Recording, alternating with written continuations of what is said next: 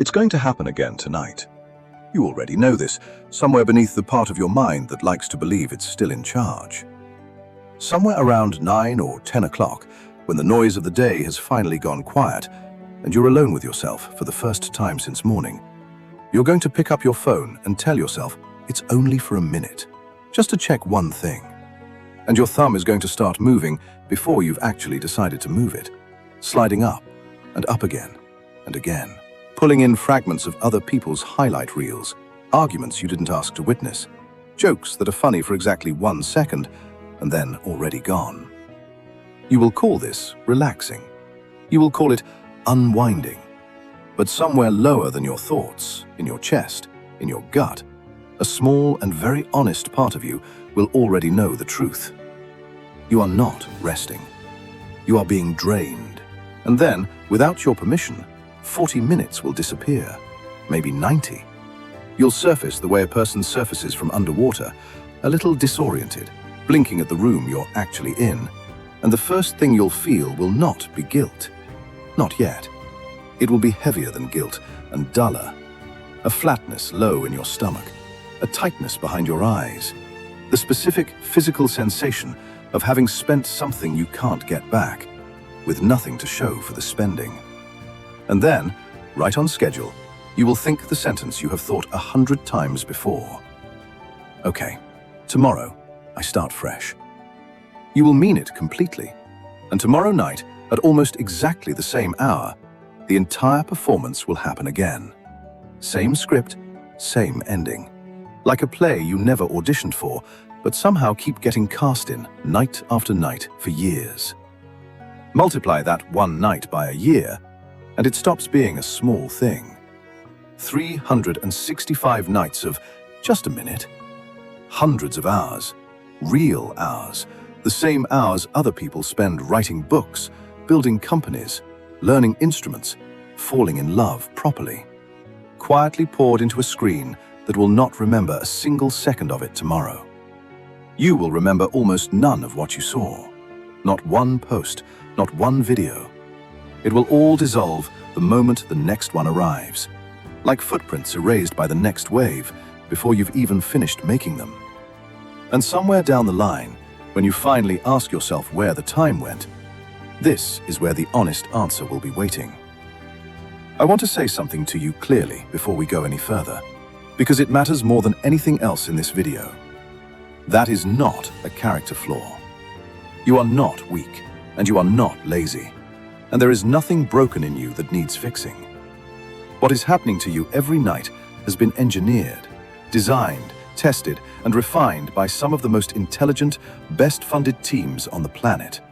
And it is working exactly as it was built to work. You are not deciding to relax. You are being processed. And somewhere far behind us, centuries before a single notification ever existed, men who spent their entire lives mastering the mind already understood this trap and already knew the way out of it. Tonight, we're going to talk about both. The machine that's quietly stealing your ambition and the ancient, battle-tested weapons for taking it back. Part 1. The Architecture of Apathy. Here is the truth almost no one says out loud. The app on your phone was not built by accident. It was not built to inform you, and it was not built to make you happy. It was built by rooms full of some of the sharpest engineers and behavioral scientists of our generation, with one quiet, unspoken objective: to hold your attention for as long as biologically possible.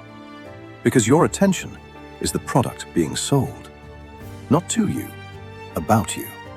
They studied the same psychology casinos have used for 100 years, the mechanics of the slot machine. A slot machine doesn't pay out every time, and that's exactly why it works. Pay out every pull, and you get bored. Never pay out, and you walk away.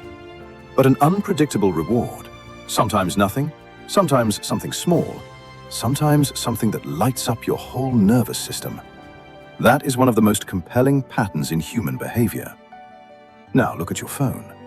Every scroll is a pull of that same lever.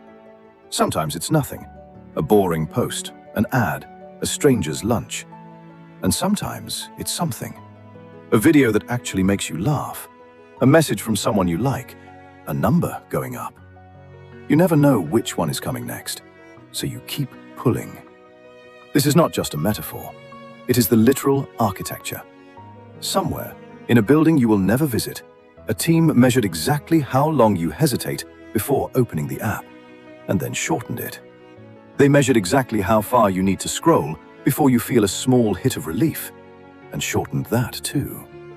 Every part of the experience, the color red on the notification badge, the slight pause before a message shows as seen, the way the feed never quite ends, was tested against countless alternate versions until they found the one most likely to keep your thumb moving.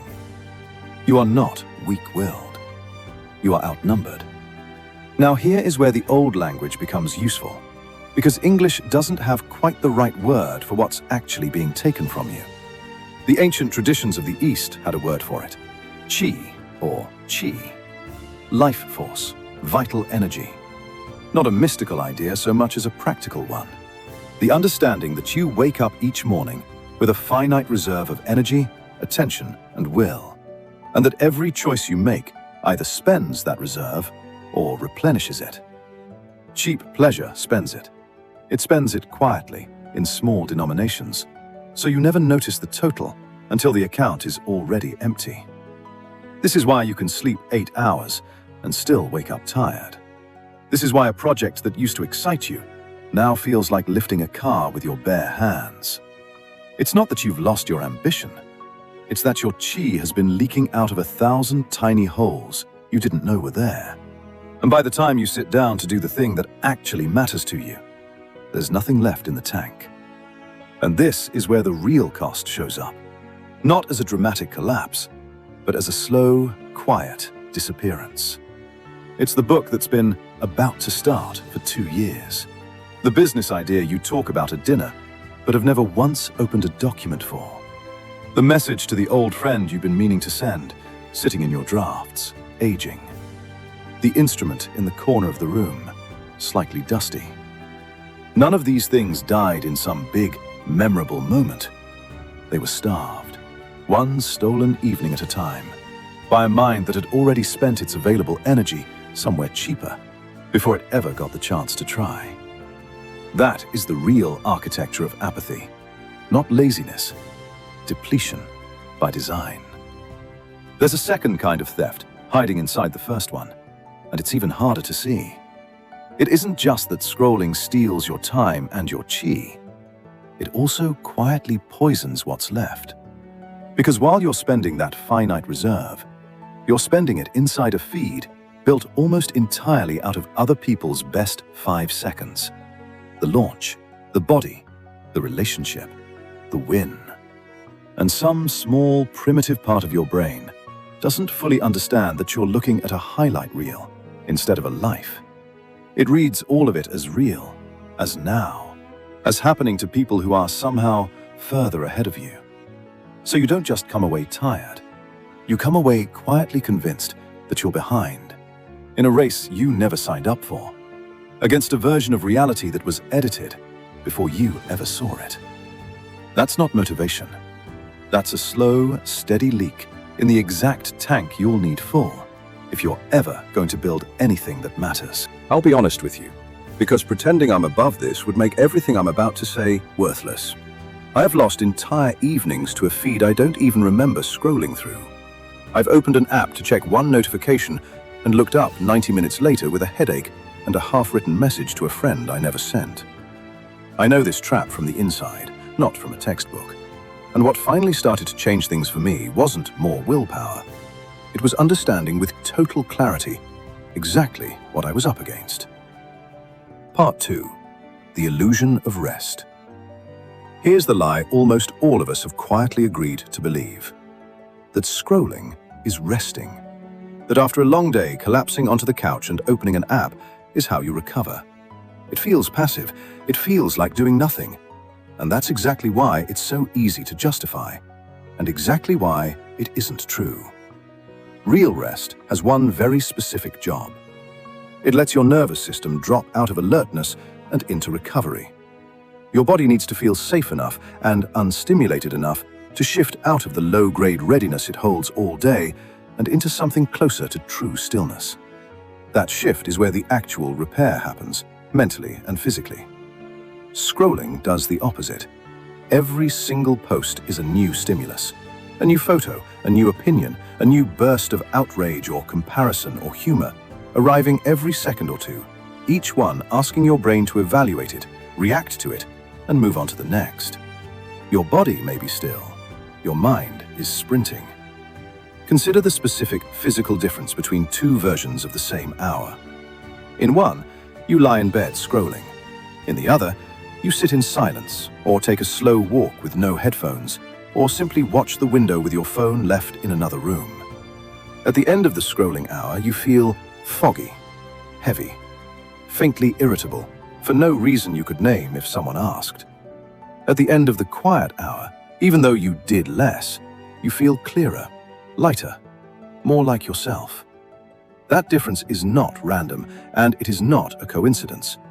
One of those hours gave your nervous system what it actually asked for. The other only gave it more to process, dressed up as relaxation. This is precisely why the trap is so effective. It doesn't just steal your time, it steals the very thing that would let you notice the theft. Real rest requires a small amount of boredom. It requires your mind sitting inside the discomfort of understimulation long enough that it starts, on its own, to wander toward what actually matters to you. An idea for a project, a memory you needed to process, a decision you've been quietly avoiding. That wandering is not empty time.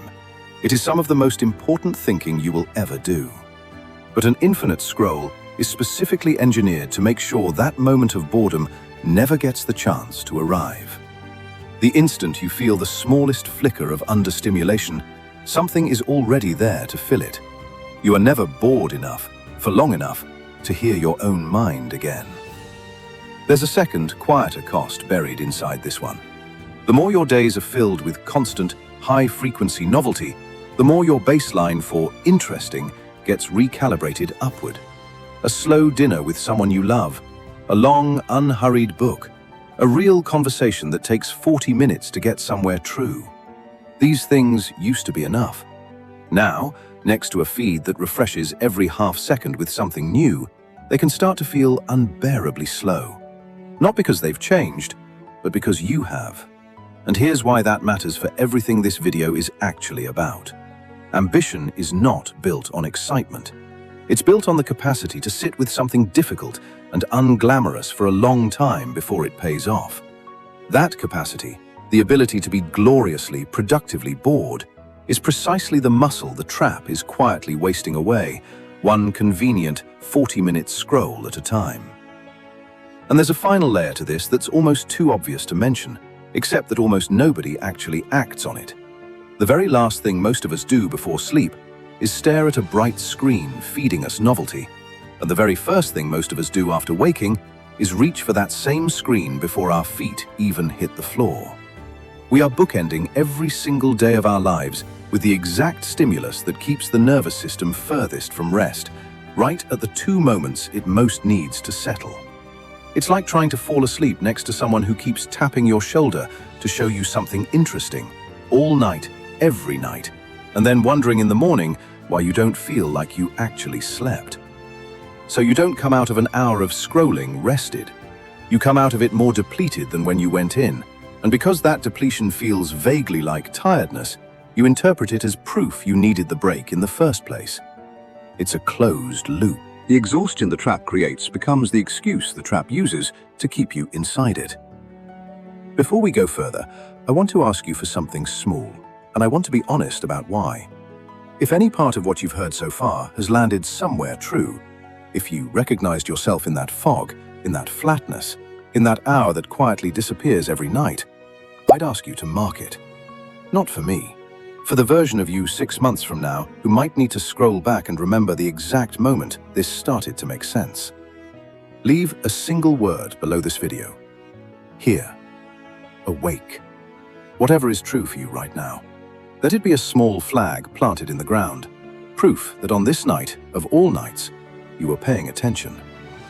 Now, with the trap fully exposed, Let's talk about the men who saw all of this coming, long before any of it existed. Part 3. The Ancient Antidote. Here's what almost no one tells you about the fight against distraction. It is not a new fight. The war for a disciplined mind is the oldest war there is. Centuries before anyone had the word dopamine, there were men who devoted their entire lives to mastering exactly this: the pull of comfort, the seduction of ease, the mind's endless hunger to be entertained instead of built. What they left behind isn't just philosophy. It's a set of weapons, forged under far higher stakes than a wasted evening, that still work exactly as well today as they did then. Start with Miyamoto Musashi, a swordsman said to have fought his first duel at only 13 years old, and who went on to win more than 60 of them, before eventually retreating alone into a cave to spend his final days writing down everything he understood about mastery. Musashi never suggested discipline was one dramatic moment of willpower.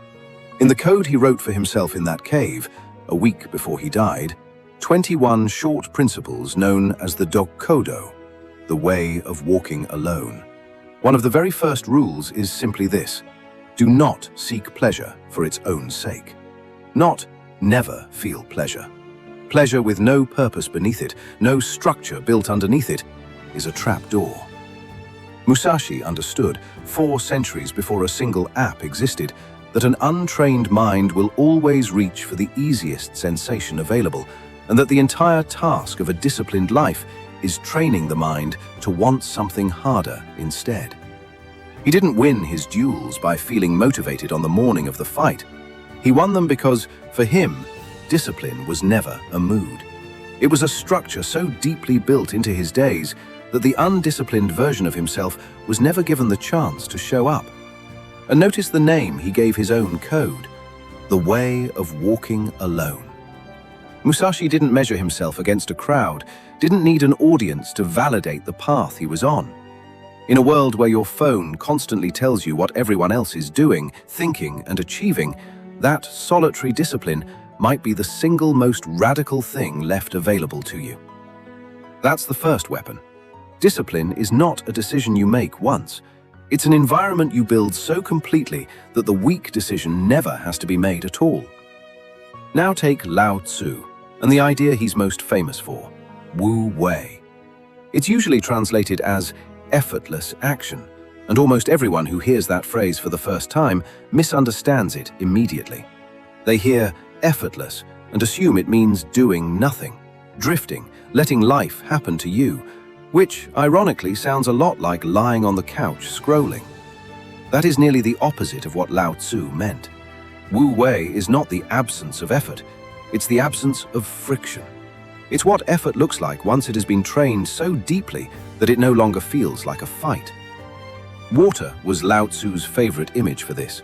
The softest thing in the world, and yet, given enough time, capable of wearing through stone that nothing else can touch. Not because it forces its way through, because it simply keeps moving, without resistance, without struggle, finding the lowest and most natural path available again and again, until the outcome is inevitable. That is not the same thing as doing nothing. It may be the most patient, relentless force in nature. Lao Tzu also spoke of returning to what he called the uncarved block, the idea that beneath all our clever additions and constant inputs, there is a simpler, quieter version of the mind underneath, one that doesn't need to be endlessly filled to feel complete. Every notification, every autoplay, every extra tab open in your mind is one more carving into that block.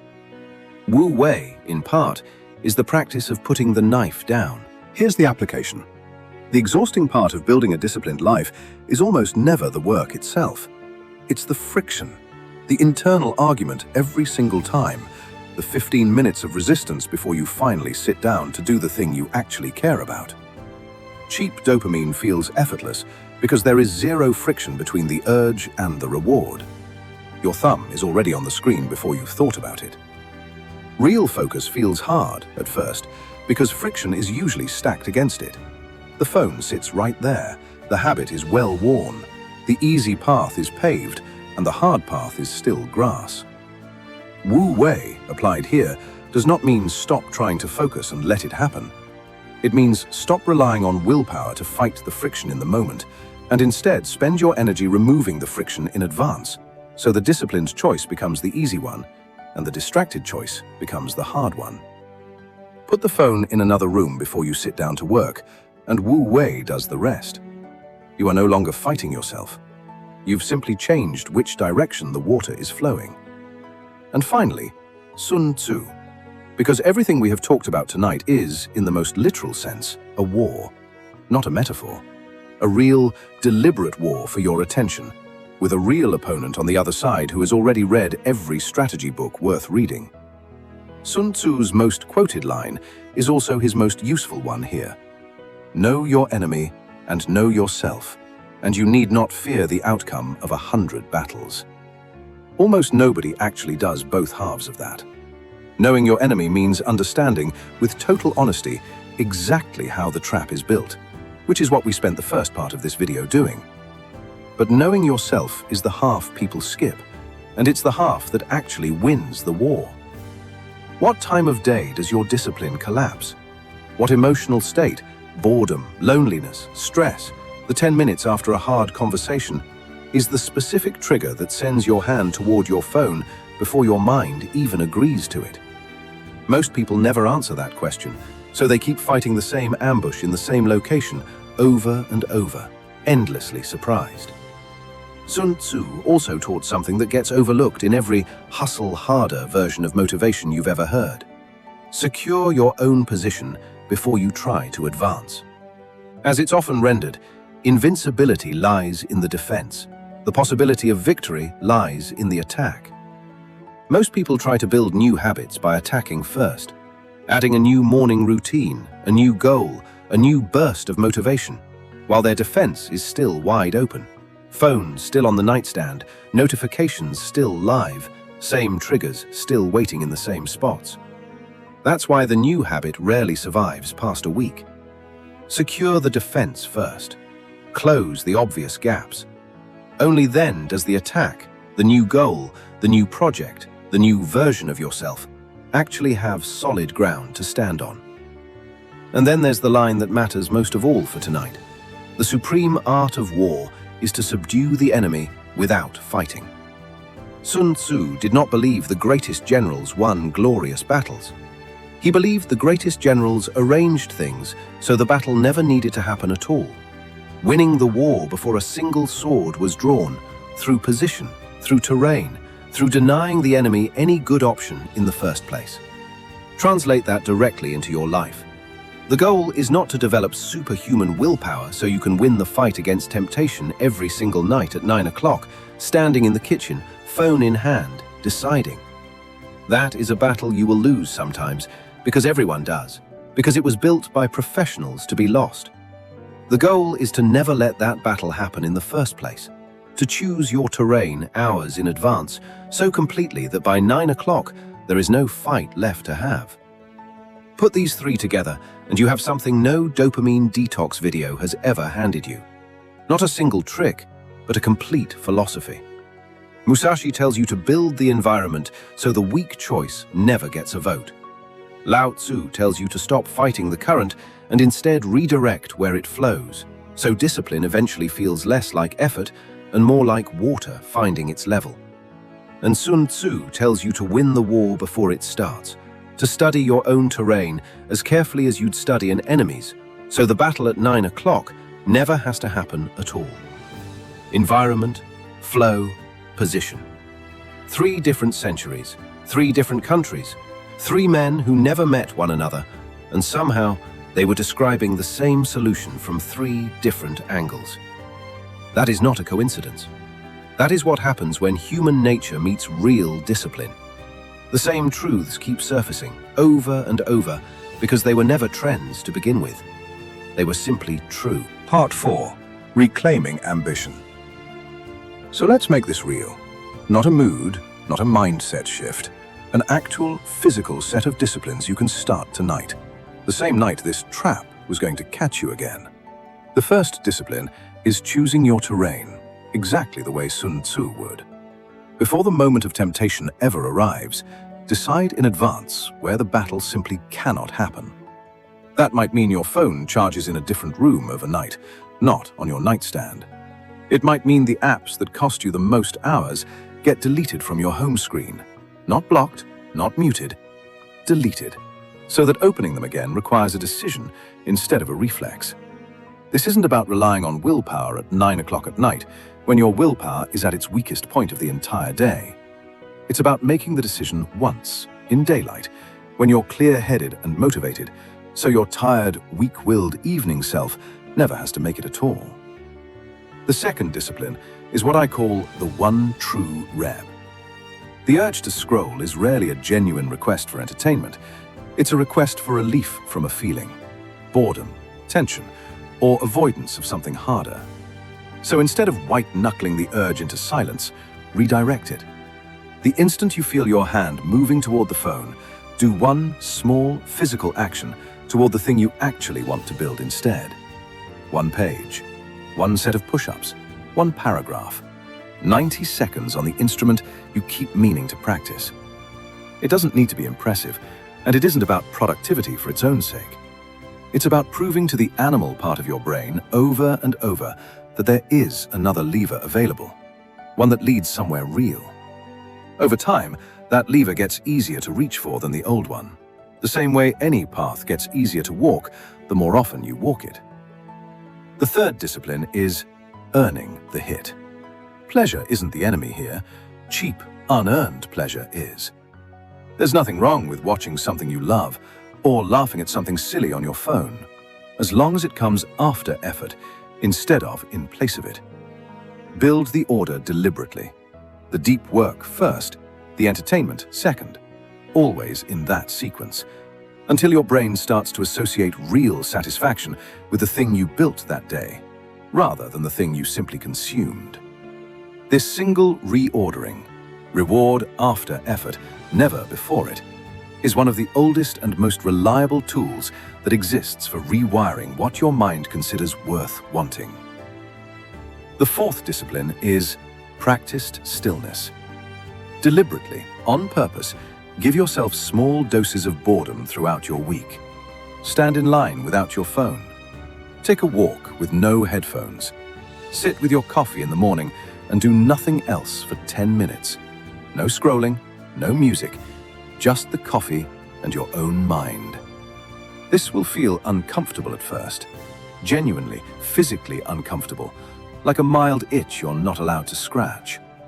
That discomfort is not a sign you're doing it wrong. It's the exact sign that it's working.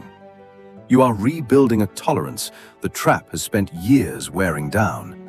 And every minute you sit inside that discomfort without reaching for relief is a minute of chi you're keeping instead of spending. The fifth discipline is the quiet accounting. At the end of each day, before sleep, take 90 seconds and ask yourself one honest question. Was today's pleasure earned, or was it cheap? Not to punish yourself. This isn't about self-hatred. It's about awareness. The same clear-eyed awareness a strategist brings to reviewing any battle, win or lose, so the next one is fought smarter. You don't need an app for this, and that's rather the point. A single sentence in a notebook is enough. What you built today and what you spent yourself on instead. Do that for 30 nights, and you will not need me or Musashi or Sun Tzu to tell you which direction your life is actually moving in. The notebook will already know. None of these 5 disciplines require you to become a different person overnight. None of them require perfect willpower, which is good because perfect willpower doesn't exist and was never the point. They require you to do what Musashi did, what Lao Tzu did, what Sun Tzu taught, to stop relying on the fight and start engineering your life so the fight rarely needs to happen at all. Do that consistently, even imperfectly, and something quietly begins to shift. The ambition you thought you'd lost was never actually gone. It was only buried under the noise, waiting for enough silence to be heard again. So think again about tonight. 9 or 10 o'clock, the house finally quiet, the day finally over. Your hand is still going to drift toward your phone. That part hasn't changed. And honestly, It might not fully change for a while yet. But something else can be different now. In the half-second between the urge and the action, there is a small gap. It has always been there. The trap is built to make sure you never notice it. And now you have. Which means, quite possibly for the first time, that gap belongs to you instead of to them. That gap is the entire war. Not some dramatic, cinematic act of willpower. Just a half-second of awareness, chosen deliberately, over and over, until it stops being something you have to remember to do and starts being who you simply are. Before you go, I want to leave you with one more thing to consider. Everything in this video works better when it isn't fought alone. If you want a place that keeps pointing you back toward the mountain instead of the noise, align yourself with this channel. Let it be one more voice in your life, pulling you toward the work you actually want to build, instead of the feed that's built to make you forget you ever wanted to build anything at all.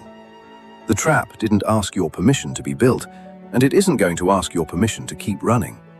But you get to decide every single night which current you let carry you. Tonight, when your thumb hovers over that screen, some part of you is going to remember this. And that alone may be enough to change which story you're in.